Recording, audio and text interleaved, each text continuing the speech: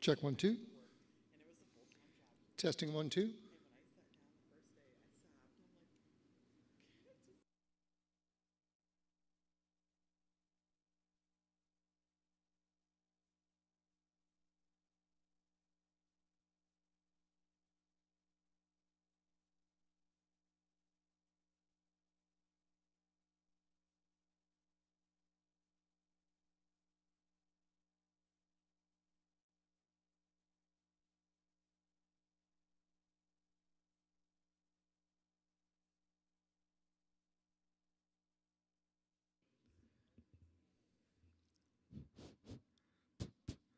Testing 1 2. Check 1 2.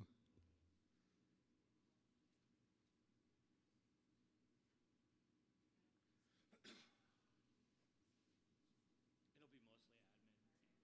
Who knows?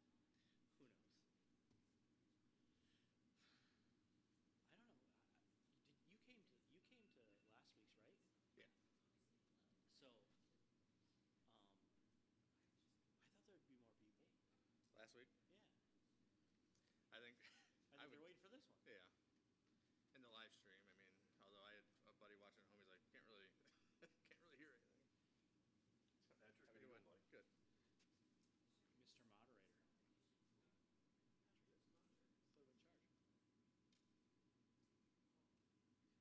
He he's like, I don't know how you talked me into it. I said I didn't. I texted you. I was like, I didn't. I wouldn't dare call and ask because I was like, this is ludicrous. But he said he'd do it. The board wanted a neutral party to moderate so that whoever's here doesn't get mad at Jill or I. And I'm like, Jill's in Boston, so Well, she's gonna get shit for that too. you know she is. Oh yeah.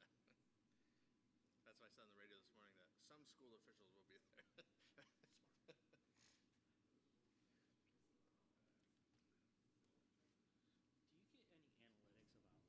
Yeah, I gotta go turn right too. Check 1 2. Testing 1 2 3.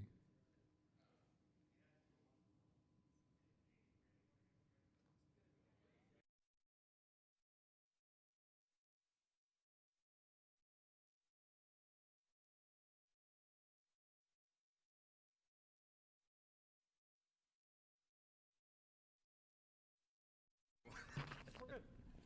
Probably has it jamming. It's more about the music. Testing 1 2. Check 1 2 3 4.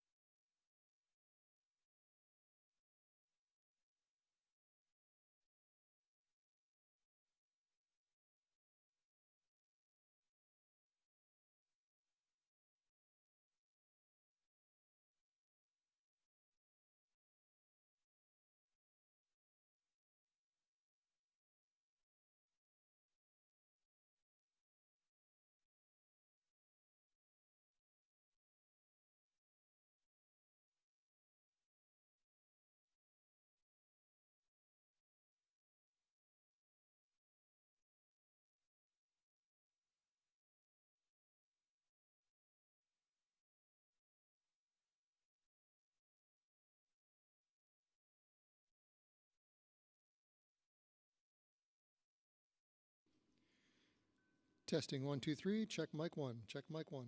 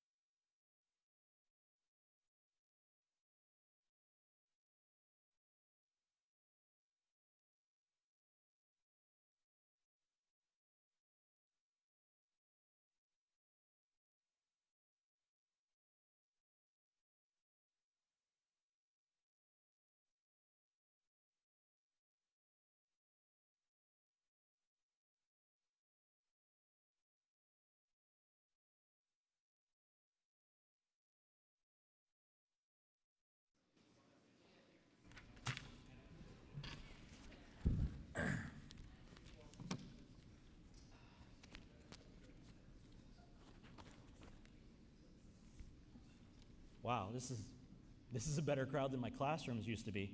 You guys got quiet immediately. Good evening, everyone. Thank you for coming.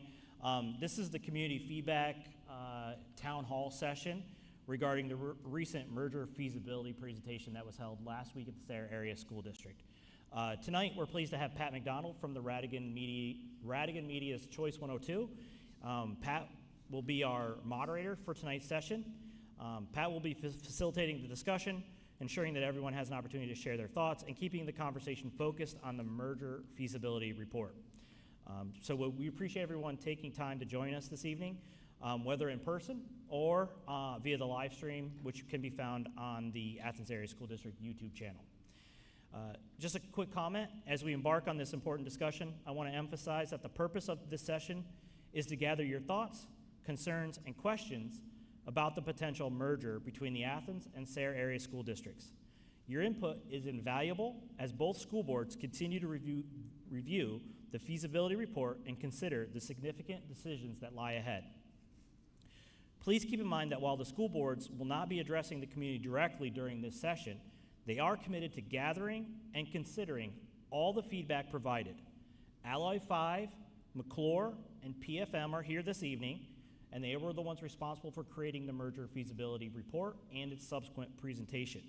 They are here this evening to answer any clarifying questions that may help in the better understanding of the report. To ensure that everyone has an opportunity to share their thoughts, we kindly ask you to limit your initial comments to 2 to 3 minutes. If time permits, you'll have a chance to share additional comments, but we want to make sure everybody has a chance to speak first.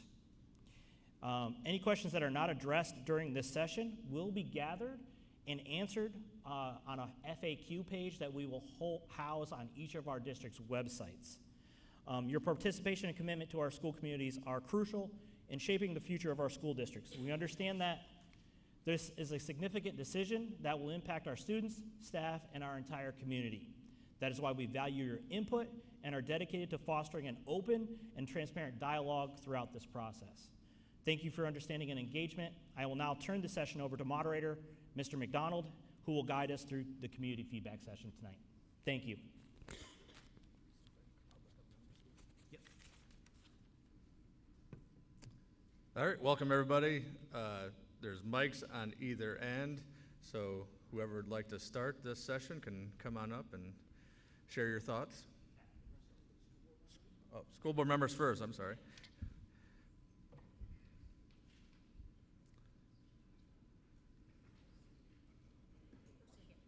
Perfect. So any school board members with any questions for Alloy 5 or their partners?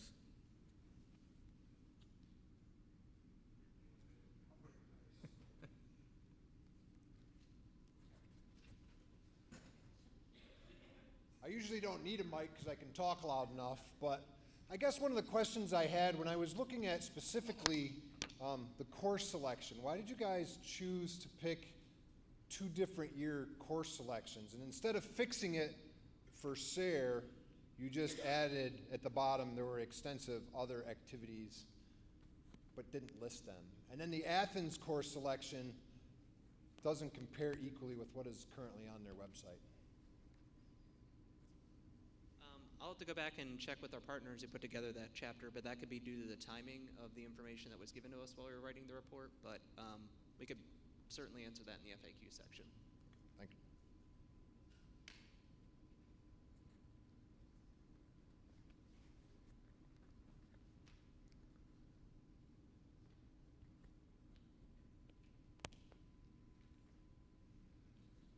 Any other school board members?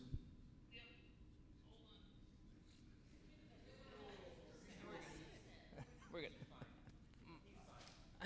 We're good. We're good. I can stand. My question is as a school board member of Sayre, we've had extensive. I graduated from Athens. We've had extensive classes that are much bigger than what they currently hold and what they currently have. And if you combine the 2 classes, why do we need a rebuild process? If we've graduated 230 plus at one point or another, why do we need to build on to the schools that we currently have inside the community?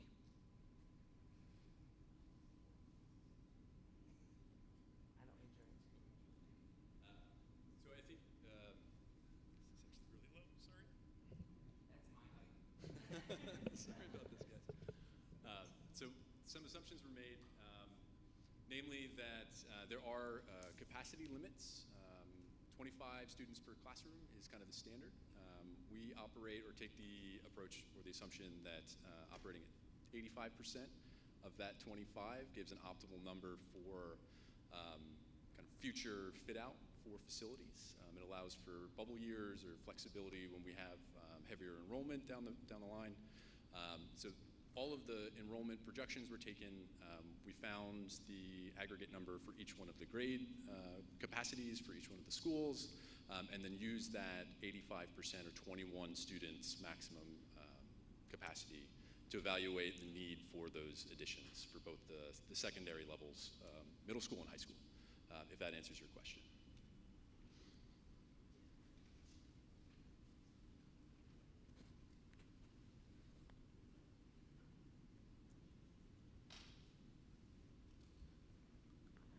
So one of the items in the report that stood out to me was the projected tax increases. There was a page that showed year over year if Athens and Sayre were to stay separate, and then year over year if we merged into a single district. And I can't recall the exact numbers, but there was a pretty healthy millage increase every year, persisting year over year all the way throughout. When you look at it historically, and I can't speak for Sayre, but at least for Athens, we may raise 1 to 2 mil every year, so to speak, but that was like, it's a pretty healthy increase compared to what we've done traditionally. So I'm just curious if you can help us explain your rationale, your assumptions that you took when you made those estimates. Sure, that's a great question. That's a combination of a couple of things. When you put together your budget for the school year, typically a school district will assume the full cost of any positions that you need to fill. Timing of things like that might lead to savings. So, if you have an open teaching position, you might take a couple of months to recruit it. You accrue that savings in your budget. It might take some time to go out and issue your bids for some certain things. So there's usually a little bit of variance between what's in the adopted budget and what's in the final audit results. We started off with the adopted budget from the assumption that we should include all the costs that you're planning, and that's a reasonable place for the current year going into the future year. We also took general growth rates for things like healthcare. They typically grow faster than inflation. We assume salary increases over time. And, as a school board and community, you decide during the bargaining process how those things change over time. Your head count might drift upward or downward. You might go through the bargaining process and have a number that's different than ours. You might seek healthcare savings. You might get a better deal on a transportation contract. So taking those growth rates and applying them over time, that's probably going to generate a higher increase in your budget than what you might see as you're going through a normal process each year, taking a hard look at, okay, what's our available resource base? What do we want to spend next year? What decisions are we going to make down the line? That's one of the bigger drivers of that. Thank you.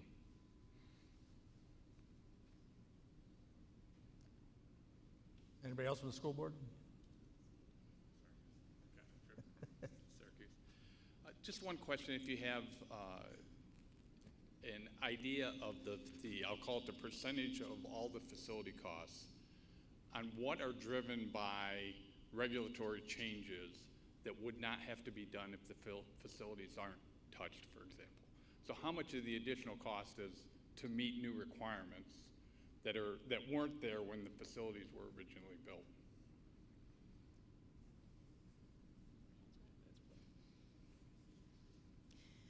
That is a great question. In terms of facilities, it's all, the way we approach the study is what is in the best interest of the students and the staff teaching those students, what is the best environment for them. It's not necessarily what is compared to other schools, but what is necessary to bring those levels of the buildings up to, yes, current code and proper egress, should there be a emergency situation, and also making sure that everyone in the school feels like they have a place in the bathroom, in the gym, in the auditorium, and in the classrooms. And that is where most everybody should be receiving great education, and those where the numbers come from.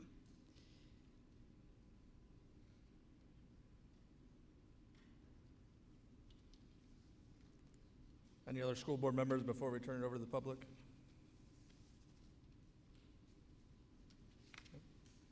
All right, we'll open up the mics to the members of the community here. So come down either aisle when you're ready. You can ask your questions, give your feedback.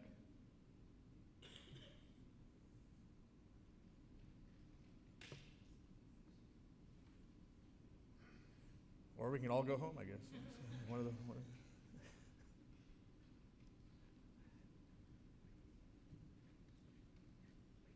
I guess I'll go first. I have a question as far as I know no school children are within the building, but you didn't mention anything about Athens's business office. Is it something that we would keep if we merged?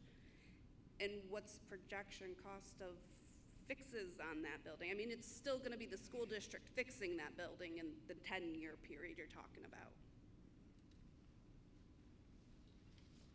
Thank you for that question. So in talking with the superintendents during this process, that was part of what was kept out of the study. Would there be some minor upgrades, larger teaching facility inside that administrative building? Perhaps, but that's something that's up to the school district to decide. Everything is working okay now, so it wasn't a major priority in this study.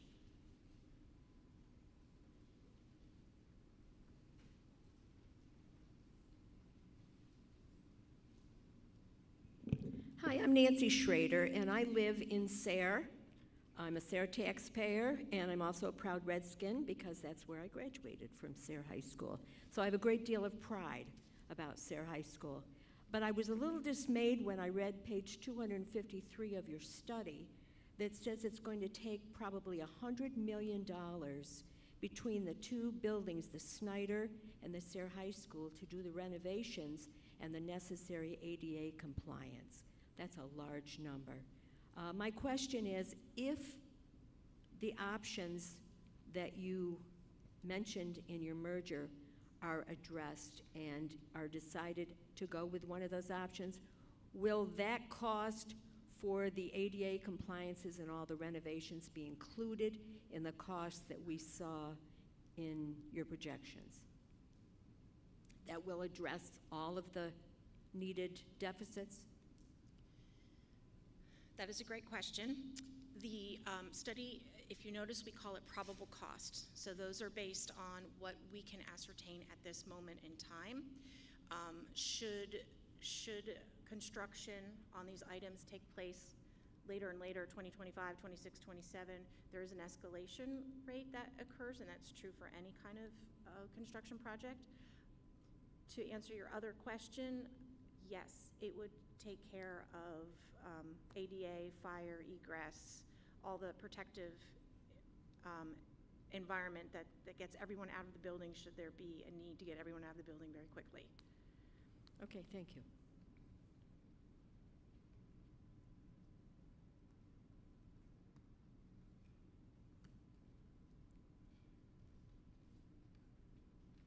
All right, I got a couple questions for you. I don't know if you have the ability to pull anything up on the screen. Specifically, page 198, it shows the salaries and staffing cost.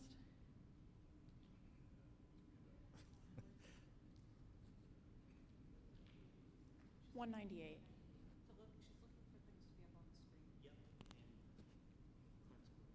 Okay. So what my question is about that is, given staffing costs is 30% of both school districts' budgets, roughly, it's just written a little unclearly, so I wanted to get clarification from you guys for the community.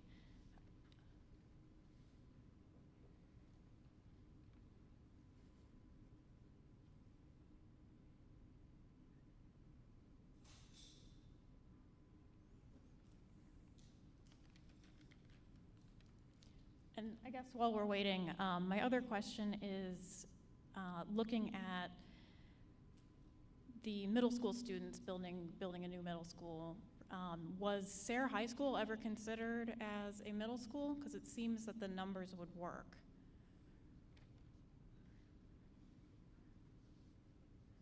I don't know which. Yeah, sure. Maybe we'll start with the staffing. Sure. So this chart here, Is this showing a savings that a merger would cause or an increased cost?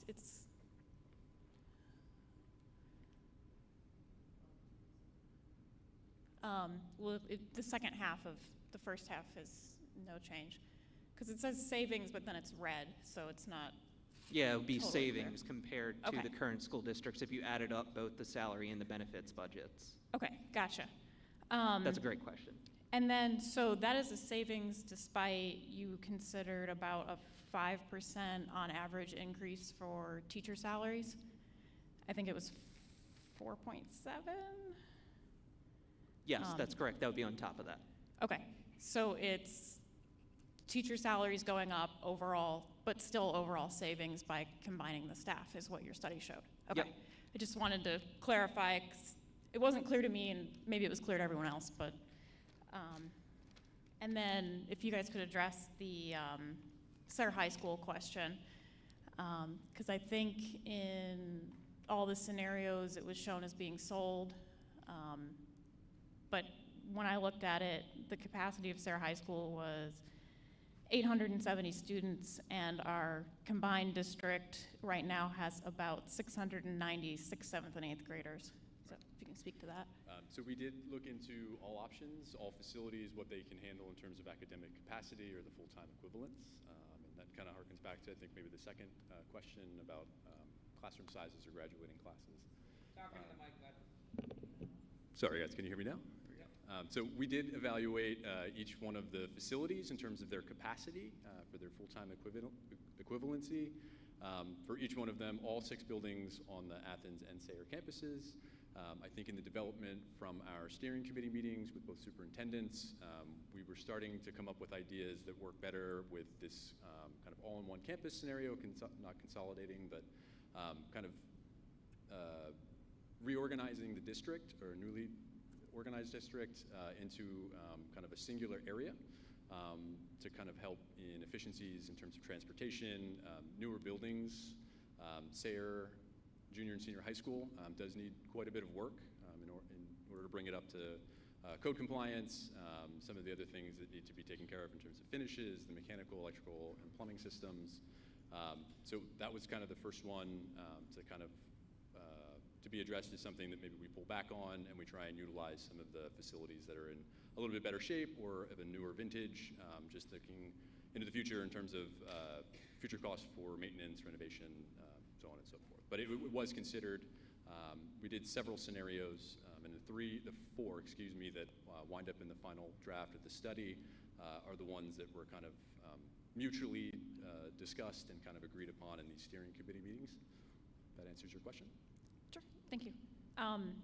Just one more before I let anyone else speak, but just speaking to that, yeah. What was the rationale behind having 2 different scenarios, one totally replacing the middle school versus adding on? That is a good question. So I think in our discussions, looking at cost as a driver for that, a new facility for the secondary, the 6th through 8th, for the middle school grades, it is a significant more investment in terms of a facility for a new building. In the option where we're showing in addition to, it provides the academic capacity required to educate and house the 6th through 8 kind of grade classes, but it does it at a less of an impact in terms of burden for taking out loans or paying for the addition. So there was kind of like, how do we put it? It's kind of like a new opportunity for academic improvements, a new facility, new energy efficiencies, versus how do we use adaptively what we have currently, add to it to make it service the needs of the student body, the teachers, and the school districts. Okay. Thank you.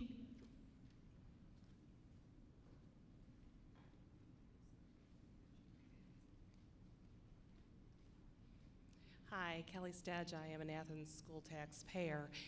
Real quick question on the entire projection of total cost. Is that all taxpayer-based, or is the state picking up any portion of that? I talked to somebody the other day, and they thought that the state might pick up half.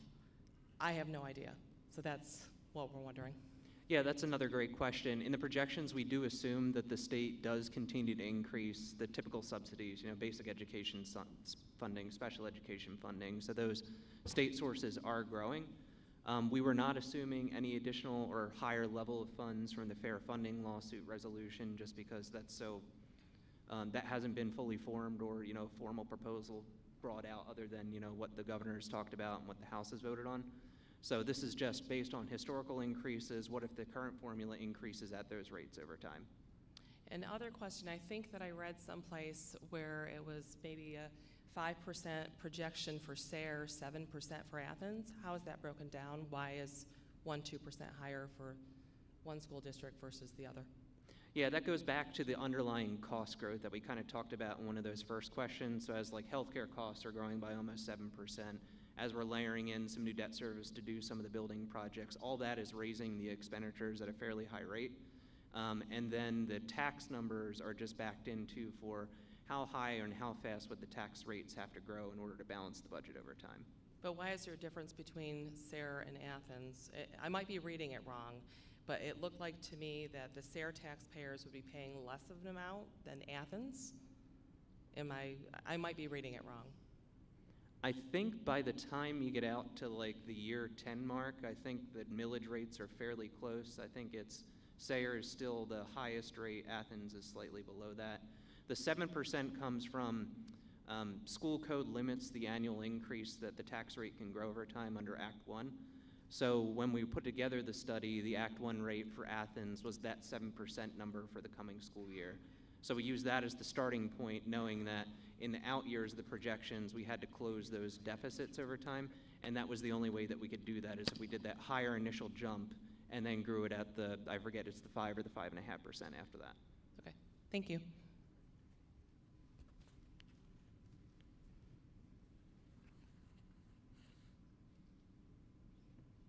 Anybody else?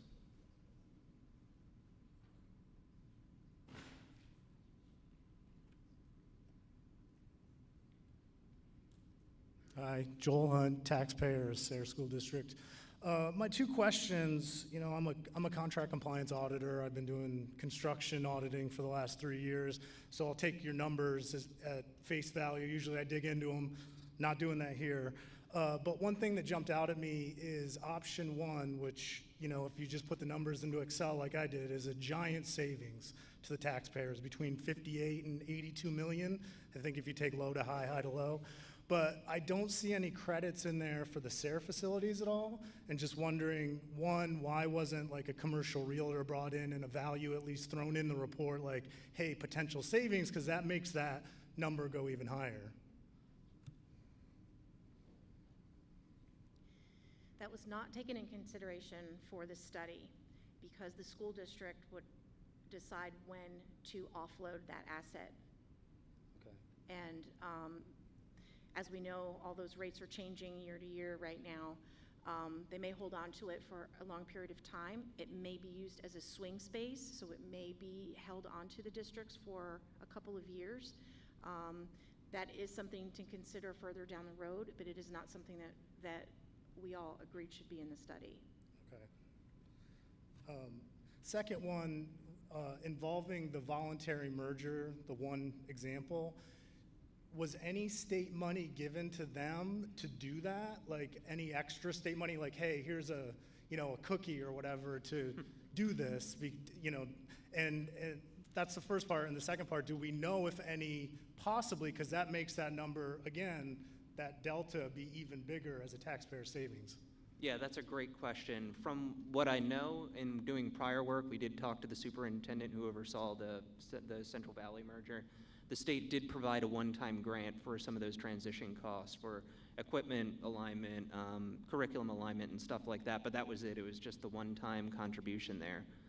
There has been talks in the legislature about providing other kinds of support, whether that's ongoing support. I think there's this proposal out there for a 5-year grant that would cover some of those initial costs or something like that, but that's all that I've seen is just the one specific example of the one-time grant and then the proposal that was not acted on by the legislature. Okay, thanks, because that is the only example, right, of a voluntary merger? Yep. Yeah, thank you.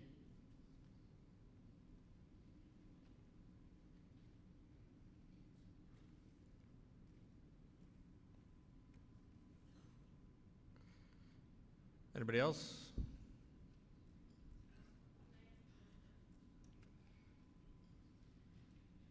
I guess I'm going to put you three on the spot.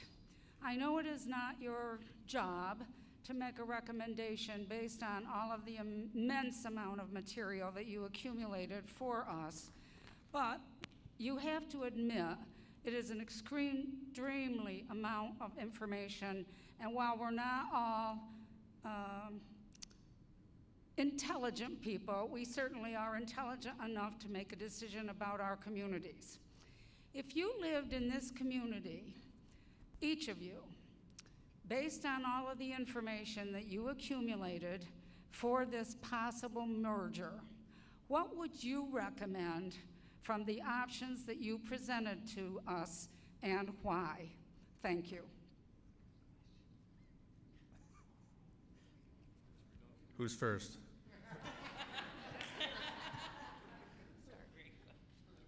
That is a great question, and we plead the fifth. No. That is a great question, and it is not up for us to offer a solution. Unfortunately, we cannot answer that directly. Last week, we stated that each of these options, they are suggestions as to how to potentially make the merger happen, what three scenarios might look like. But really, those three scenarios can be chopped, diced, added to into a couple other different scenarios based on finances and assets within the community. And there are many layers we could add to and take off of that. Those three options may not be the final, which would be a solution that the districts themselves would have to come up with. It is not for us to decide. So sorry, we can't answer that directly.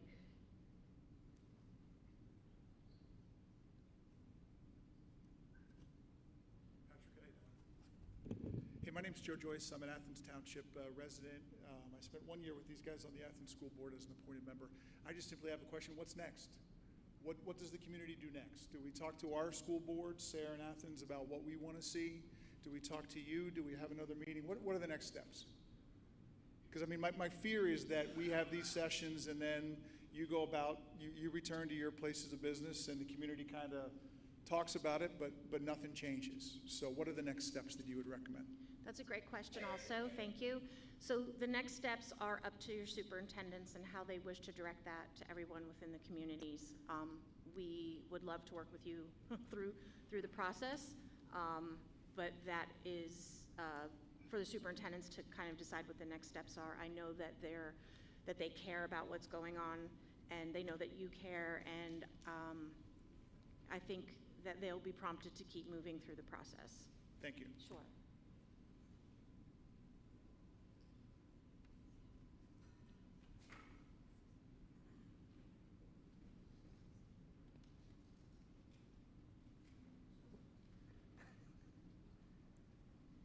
I just had another question. Is it eventually going to be that the millage for Athens and Sayre, if there's a merger, will be exactly the same? It'll be one school district, so the millage will be the same for each Sayre and Athens resident? Yes, that's correct. The real estate tax rate would be equal across both districts.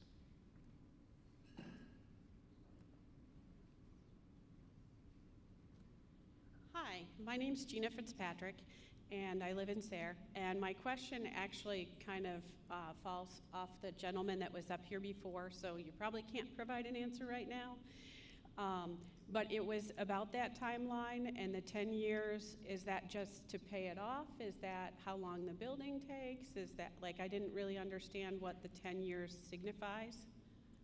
Yeah, that's a really good question.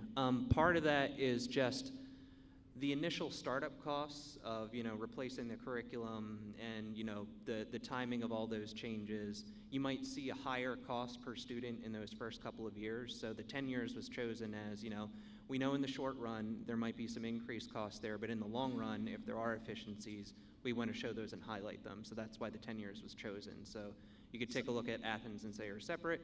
Then if there are potential savings over time, you could see them out there in the final couple of years. So that's just the financial piece of things, not the building or the shuffling while things get built and stuff like that? Yep, that's correct. Okay. Although it does include that to a point. So Okay. we worked closely with PFM to drive at that sort of congruent information that would lead up to the 10-year mark, that would lead up to that kind of 10-year mark. What could be done in those 10 years? So Okay. between the financials and the buildings, that they align. Okay. All right. And then my other questions were, and I apologize, I should have brought my glasses in.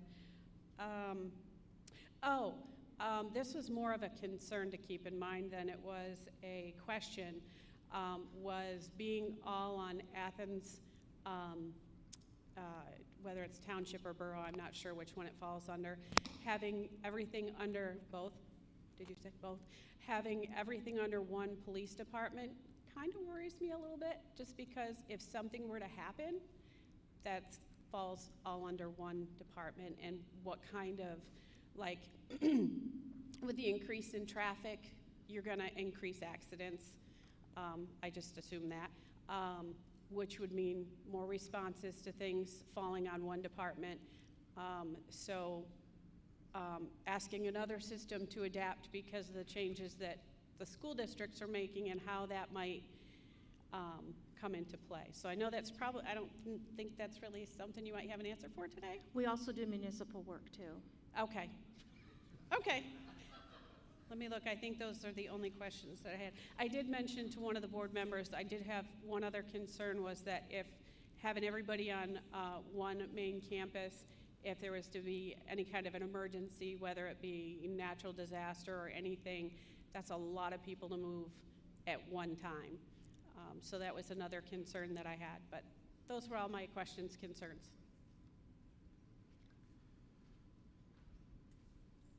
Thank you. Anybody else?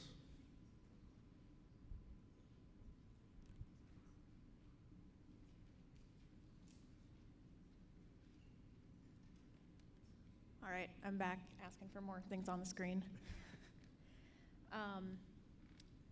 Can you pull up page 228, please?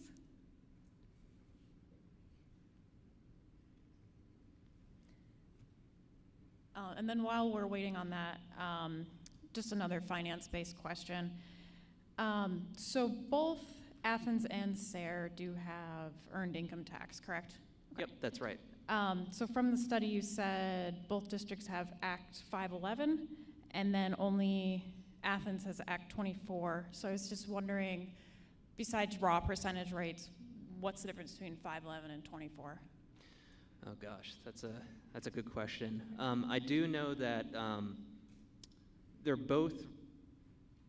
they both have certain strictures under them. I think Act 511 taxes, they had to be grandfathered in. All school districts had a period of time where they could levy them, and I believe that the legislature has closed that period for them. Act 24 is probably related to one of those follow-up laws that the legislature passed, where you might have had an older tax structure, and then the voters could vote to replace that, whether it's like an occupation tax or something like that, with an earned income tax. That's my guess at what the Act 24 tax would be. So it's just different ways that the legislature has allowed local school districts to fund their schools.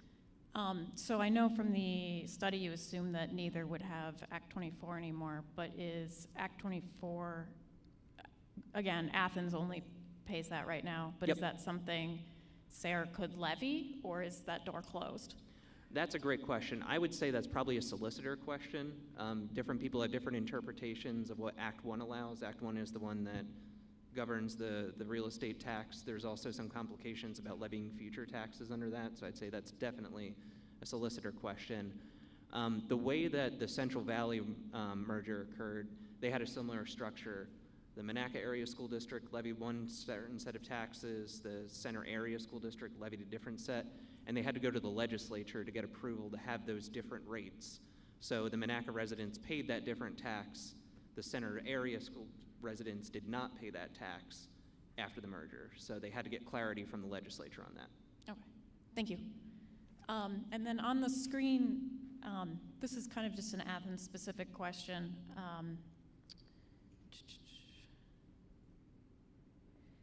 So the annual operating cost is negative for a while, and this is without the merger, I believe we're looking at right now. Yep. For Athens, why does it go from negative to positive at 10 years out? Yeah, so I think there's two main things driving that, is that the Athens school, actually all school districts currently have a debt service schedule that they're paying down for prior projects over time.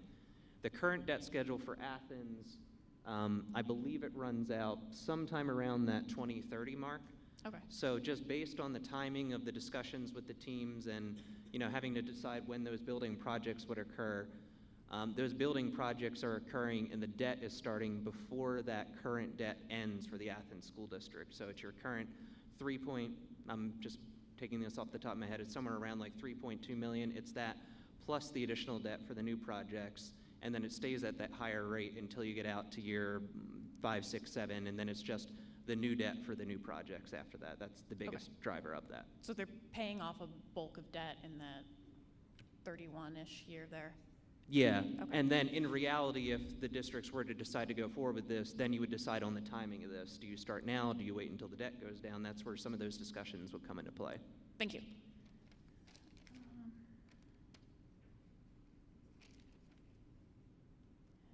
And I think that I said that there's two things. The other thing is that over time, as the tax rate grows by that 5%, it's the 5%, like it compounds over time. So it grows at a little bit of a faster on a millage term. So by the time you get out to year 10, 5% on is like almost 5 mils once you get up closer to the 100 mil mark out there. So that's another reason the revenues are growing much more quickly once you get out towards year 10. Thank you.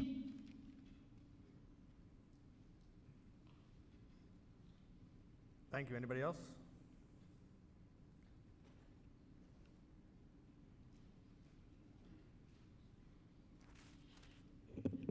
This is a merger feasibility study, okay? I need you to dumb me down here. Feasibility, is this feasible?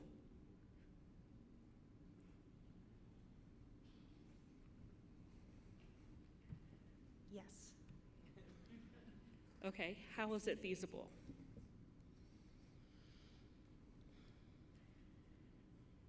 And who's it, what do I want to say? There's all these numbers. I just want to know, as a taxpayer, is it feasible for both districts to merge? Those are some pretty big numbers. There are some pretty big numbers, and the financial component and the building asset component have been studied and looked at to bring to you 3 solutions that make this possible for both areas. These are not meant to be the end-all solutions. Again, it is based, again, on a lot more discussions that'll happen about which layer of those onions that we'll want to proceed with. Maybe there's little bits in the front, and then as you move further out, there's more and more being built in, or you jump in feet first, and there's more finances in the beginning, and then it's less over time.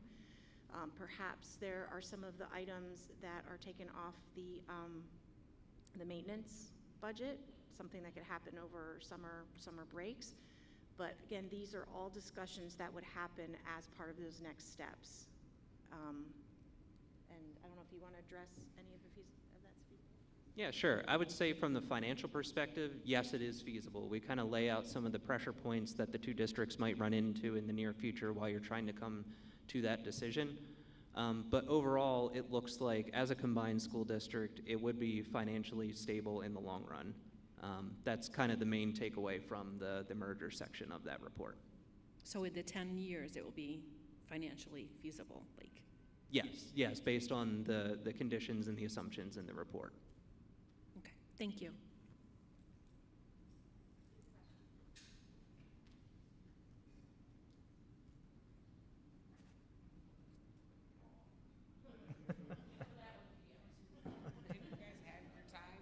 We get more time. This is actually a follow-on to Kathy Joe's and a follow-on to my previous one. So, you said yes, feasible, as far as what's in the report. But how about when we look at those tax increases, which my simple math is we're probably looking at like I don't know, 10 years, our millage is maybe gonna go up like 40%, or it's maybe more than that, right? It's a pretty considerable increase. So how is that feasible, like for our community, right? Based on the average income of the community, you know, the impact to the wallets of the community. Is that feasible? Like, can our community really take on those tax increases?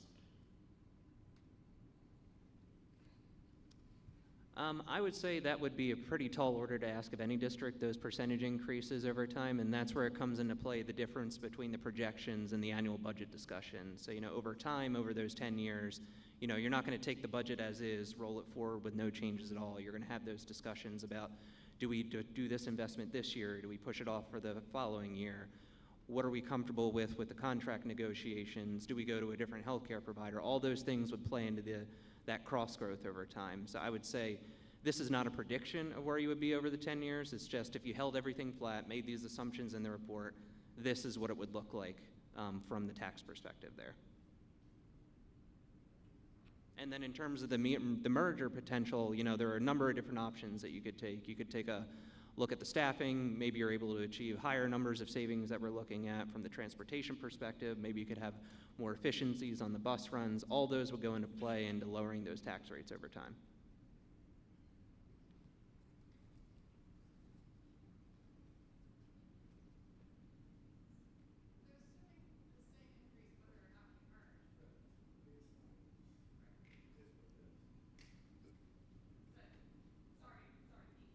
No, you're okay.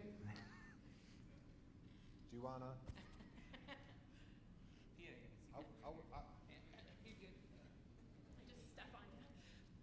So to clarify, you're assuming the same millage increases whether or not the districts merge, correct? No, that is a different rate of increase in the merger scenario. For the Athens and Sayre baseline, it's that, you know, the 7 and then the 5.5 for Athens and the 5 for Sayre. In the merger, it's that for the first 4 or 5 years, and then as you get out to the last couple of years, it grows by like 4% or something along those lines. So the merger millage rate is lower in year 10 than the projected amounts for both Athens and Sayre. So the merger's showing less tax increases than staying separate? Yes. Thank you. Sorry. No, that's a great question.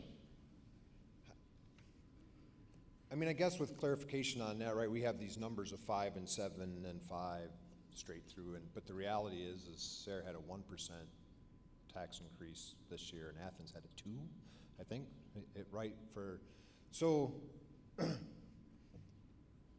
moving forward, would we relook at all that? Because that's a huge number compared to the little numbers that both boards have done a great job keeping taxes as low as we could. The other thing I think for clarification too is the study itself. So to not do anything, the baseline, right, was 243 million, but the reality is it's 102 million for Sayre and 140 million-ish for Athens. So it looks like an all-in-one campus at 168 million is a bargain, but if we merge, right, if we don't merge, if we stay separate, the Sayre School District has done a facilities study. Yours was a little bit cheaper, by the way, but we get to pick and choose what we want. Hey, the building needs a new roof, we'll put a roof on. So why was it all combined and squished together like that? Why wasn't it more separate? I think it clouded that study a little bit.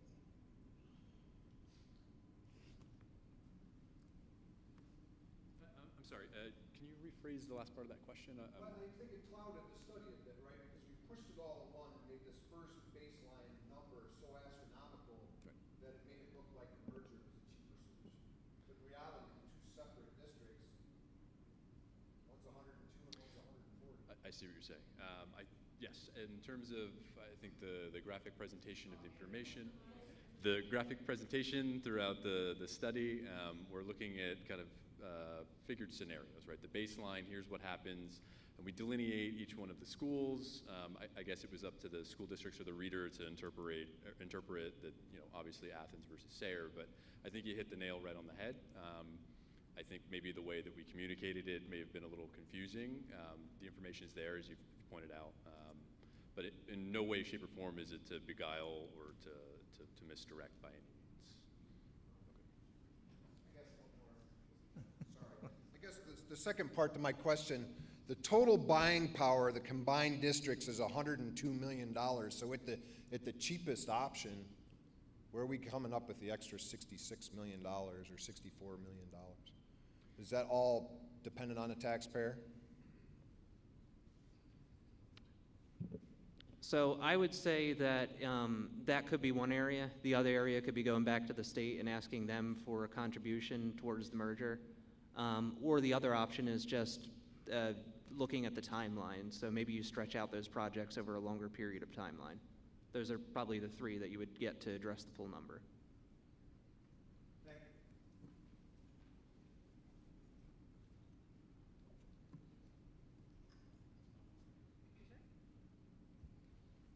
All right, just two quick follow-up questions. When you were looking at the study, did you consider the average household incomes in the area? For instance, Bradford County is not a thriving economic county. And the second question would be, who makes the final decision? Does it go back to the board and the superintendents? Does it go out to a vote for the taxpayers in November, or, you know, in a year coming up or something like that? But who makes the final decision on it?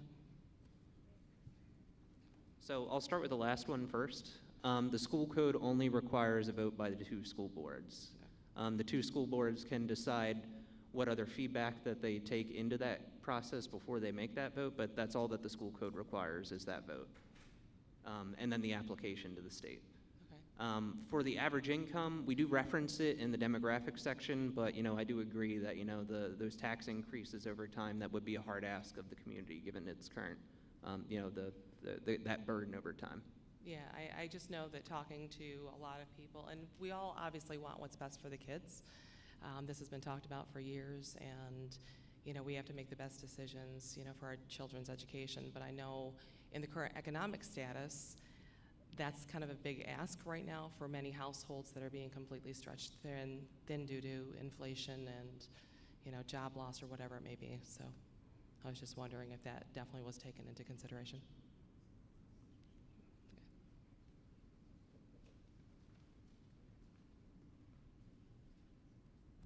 Good evening.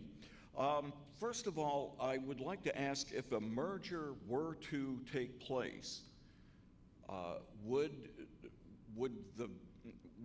things stay status quo until those buildings are put together?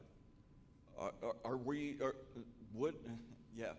going to have to wait until everything is constructed and put into place before anything gets moved?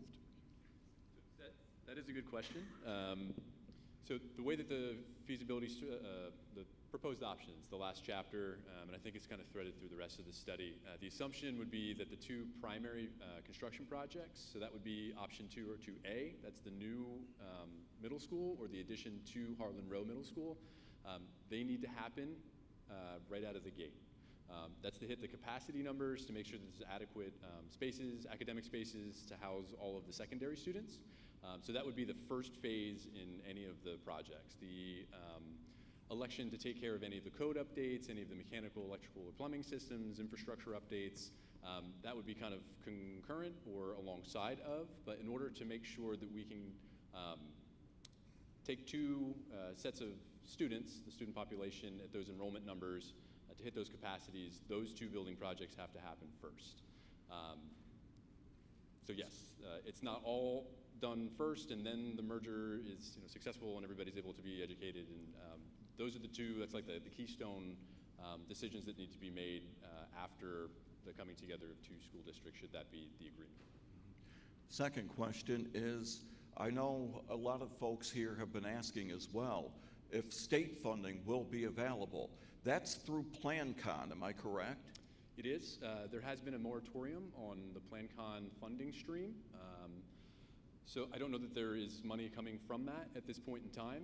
That's not to say that it's extinguished completely, but it's kind of a big question mark, and that wasn't taken into consideration for a baseline of, or a basis of funding stream for the projects. Okay, thank you.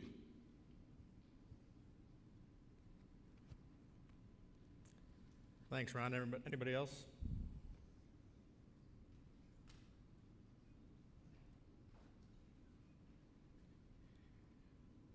for the school district that did voluntary merge, when the two school boards voted yes, from that point until they were actually merged, how long was that process?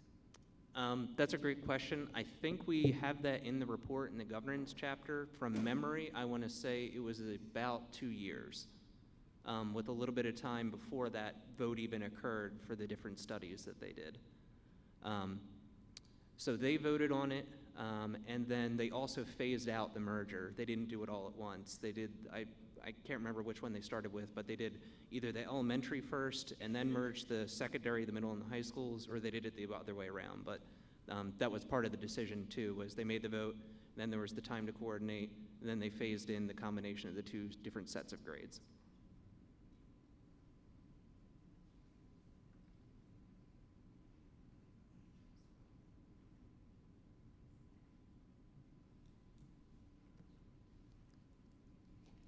You said that the first step would be to fix the middle school one way or the other.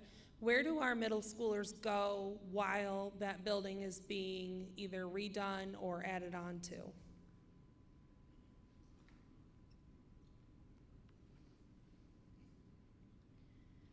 So as Bruce was alluding to before, there are certain components that would need to happen first in order to absorb the capacity of students in the total.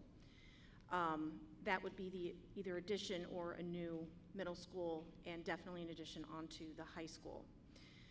That being said, there are phased diagrams that help that. There's a design period, then a construction period, then an open period, and during that middle school and high school, this is where perhaps Sayre is still an asset. The Sayre Junior and high school building is still an asset within the two school districts until they are completed and people can move into those. Thank you.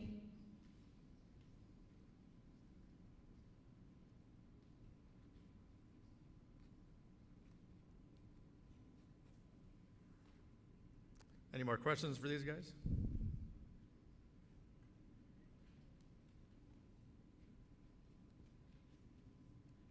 I'd like the school boards, each school board, to let the taxpayers know, the residents, what the benefit is. What's the benefit of Sayre merging with Athens? What's the benefit of Athens merging with Sayre? What are the benefits to us? Is it the sports, the scholastics, the electives, the capacity?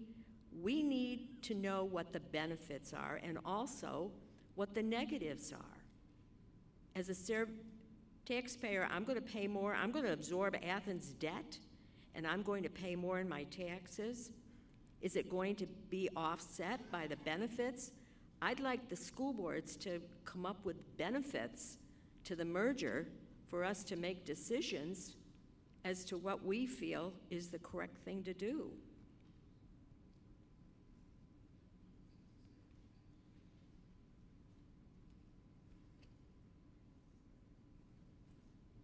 That is exactly the purpose of this study, is to begin more of the dialogue to understand that within the community, within the schools, with everyone's investment.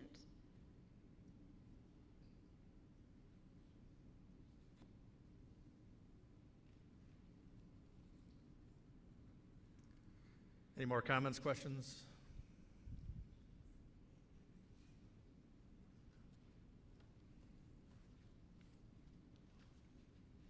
If our students are placed at Sayre High School, say, the middle schoolers, sorry.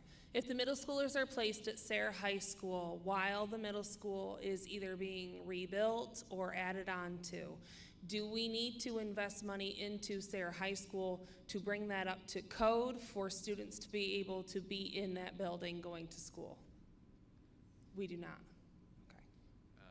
So as long as no additional work is being done to the junior and senior high school, it's kind of a tricky subject. When we start to touch things and renovate, other things start to trigger.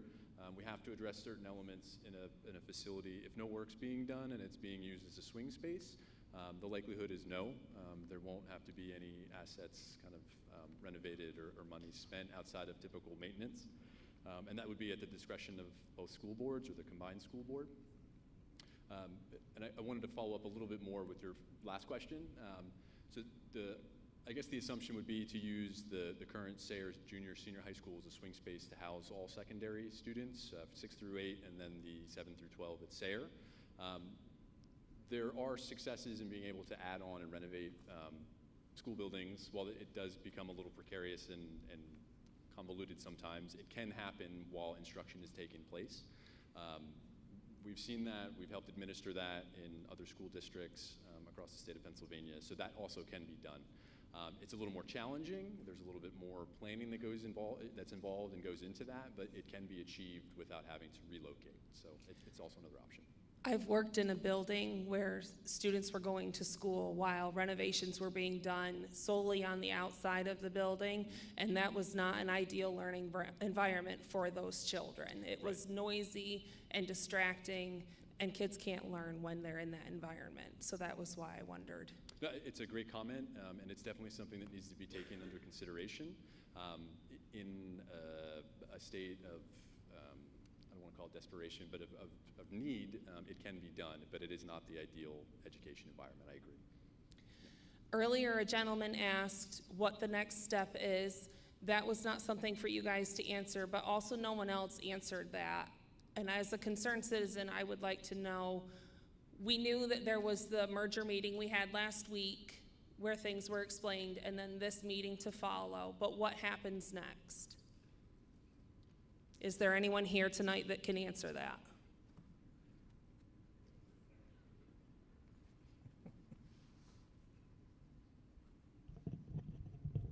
So again, I'm Michael Owen. I'm the president of the Athens board.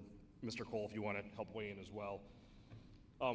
Obviously today is for us to learn as well, right? We're learning all this at the same time as a community. We did talk about this, right, amongst the boards of what some of the next steps are. So just so we're all aware as well, prior to this, right, we do have a committee, right, that is a subset of both boards that have been helping to shape this to where we are tonight. The ultimate goal, right, would be for that committee to come up with a proposal that would go to both boards to be voted on. Timing TBD, right? We don't want to commit to any timing at this point, but we want to take away from here tonight, understand, do we need to make any suggested updates to the study, right, to make sure that all of our questions are answered. But yeah, the ultimate goal is to have a proposal that the boards will vote on at some point in the near future. Does that help? Yeah. Will there be a time for parents or employees, community members who are concerned about things that are not necessarily questions for this committee to voice those concerns? Yeah, absolutely, right? So every board member, or every board meeting is open to the public. Feel free to come to a board meeting. For Athens, at least, we have a link on our website where any feedback can be provided. But most definitely come to our board meetings. Now, we may decide to have another open forum, maybe where this could be, more open as well for those types of questions. But I would invite anybody and everybody on this topic or any topic for that matter, come to our meetings. Right? Every meeting has two sessions for public comment. Thank you. Yep, thank you. Yes.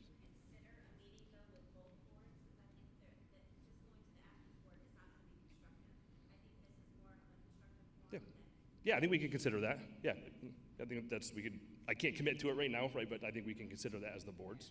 Yep. You don't come up, Rob?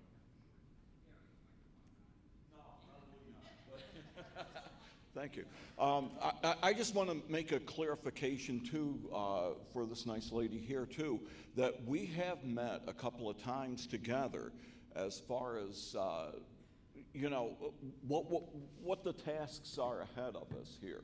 And also we've had 3 people from the Athens area school district as well as the Sayre area school district who put all of this together as far as the fundamentals, as far as what we've got to do and what we got to follow, et cetera, so that we can present this to you folks before we actually make a decision. Is that okay, or do you a little bit? Right.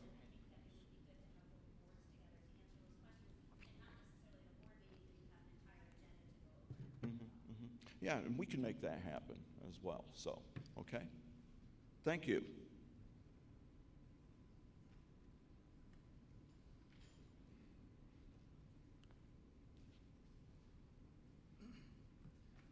One follow-up question on, I mentioned the option 1 savings for the facilities. I focused on the facilities cost. And like I said, that was 60 to 80 million over baseline projected savings to do that. Is that the primary reason? Because I didn't see a difference like in the tax millage and all that, because I think that's what a lot of people care about is the tax rates and that stuff. And so the 60 to 80 million, is that why the merger has the projected savings eventually versus a baseline as far as taxes?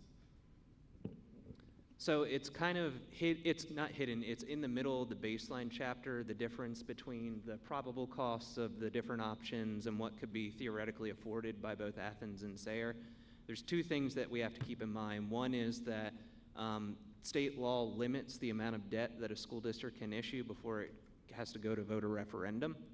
And then the other is exactly that question: what is the taxpayer willing to pay for those projects?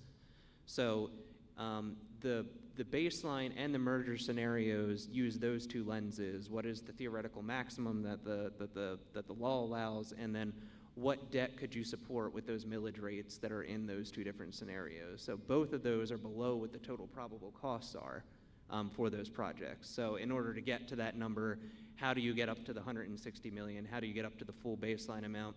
You'd have to go back to those three other things that we talked about, you know, the tax rate, PlanCon, or any other state support, or phasing in those projects over a different timeline.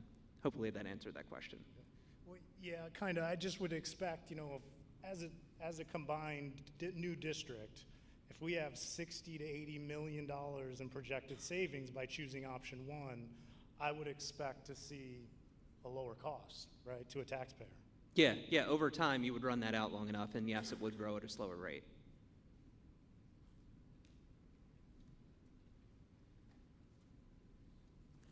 Just to piggyback on that, is there like a spreadsheet you guys can make that can show a taxpayer what their projected costs would be over time? You know, or maybe even an editable spreadsheet where you can edit it and put in your own, you know, current tax rate, and you can see through the spreadsheet, you know, what you're going to be paying over time, just to kind of keep things as transparent as possible.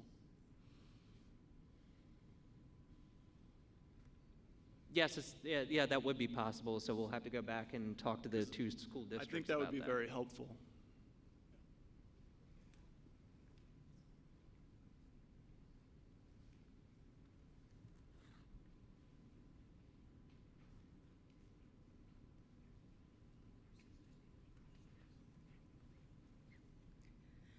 In the all-in-one scenario, questions about auditorium. Are you planning in the 6th to 8th grade putting in their own auditorium, or are we going to try using this auditorium for all these people? And also parking. Is it going to be an issue if it's an all-in-one campus? Seems like a lot of people in one small area. Those are really good assessments. So I think from the parking and kind of infrastructure in terms of people on site, a lot of that can overlap. There is latitude for the current Athens campus to afford for additional parking. I think when we're talking about the addition to the high school in the latter three options, so the merger scenarios, there is a small displacement, and there are some other places within the current Athens site where we can pull ground for additional parking. There wasn't a full-blown traffic study done or kind of a zoning ordinance overview.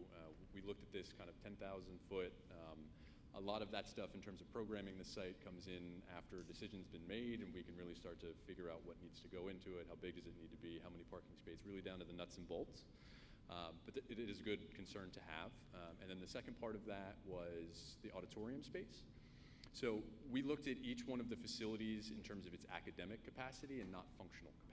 So that may mean in terms of lunch periods for elementary schools, middle schools, high schools, may have to add a period in order to accommodate that with current infrastructure or the size of cafeterias or meeting spaces. Additionally, the same thing, that assessment, kind of high-level overview, is not so much functional for auditorium spaces, but it was really based on classroom capacity.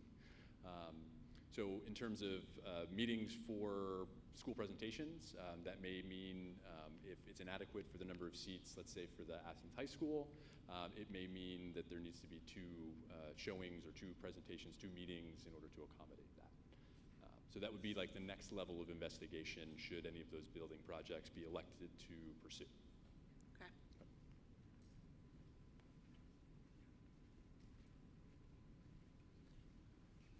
So I think one of the observations that you get as an employer is good school districts and good performance in school districts drives economic vitality. You know, allows people to, they want to live in your community, they want to work in your community. And so I'd be really curious to see the growth of the Corning school district population, the growth of the Vestal school district population, the growth of the Waverly school district population, and the growth of the Wellsboro. Like, let's compare ourselves to others and ask the question, why may those school districts be growing and why are ours stagnant? Because if our population doesn't grow, our tax base isn't growing.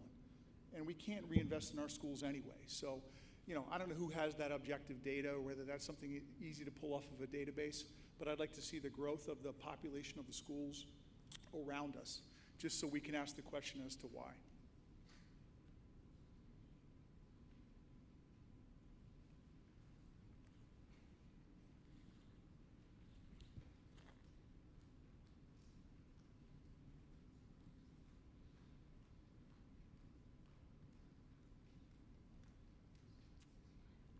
I was looking at the population projections. It's on page 23, if anybody cares. It looks as though in 10 years, Sayre will be 56% or more less than what they have now. Is that a guesstimate on what has happened in the past few years? Or is that based on demographics? So those are taken from PDE's, I believe they're annual updates to their enrollment projections. They look at all 500 school districts. They look at enrollment changes over time, you know, as students go from kindergarten to first grade, first to second, all the way through. And then they layer in the information from the Department of Health for birth trends in all the different constituent school districts. What it does not take into consideration is all those other factors that would happen if you had a more detailed demographic study. So for school districts, I work with a lot of urban school districts who have pressure from families leaving cities or going to charter schools, and those enrollment projections do not take those into consideration. It kind of just looks at what was the number change from the prior year and just rolls it forward. So if there's changes like, you know, families going to any of the surrounding school districts or going to cyber charter schools, if you run that out long enough on the PDE projections, it's going to show a very sharp decrease in enrollment that may not actually map to reality. Okay, so that is not what you did in this study. You actually took into account. No, we did not do like an independent demographic study. We used the PDE numbers as a reference for what those trends might look like over time. That number's lower than what it will be. Okay, is that something that we can look into? Because if you look at the baseline revenue numbers, it looks as though Sayre has about 30. It's about half of what Athens is. And if those numbers are correct,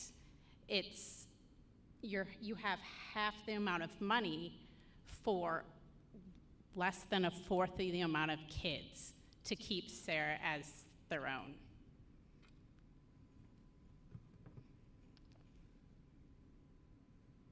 Yeah, that could be something that could be looked into. Well, one of the goals of the study was to limit those options because you could have endless variations of what if it stays flat, what if it grows, what if it goes by half, what if it grows by a quarter. But you're right, if the decision does happen to go forward, you would want to hone in on those numbers and figure out, okay, what are you most comfortable with as a community going forward?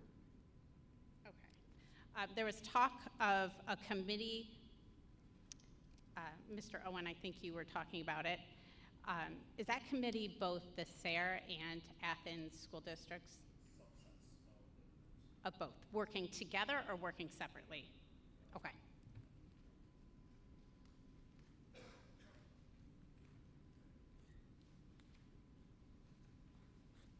Thank you. Anybody else? Any more questions, comments for these guys?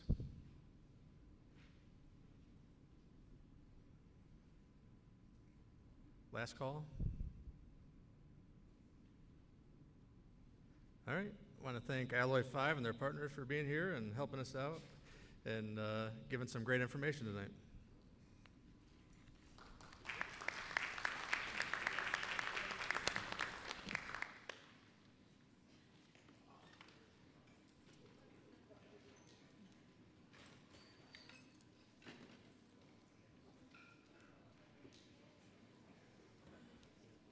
I saw you have recent subscriptions together. I had them 3 times in a row. The district semis, district finals, and in the first round. Yeah.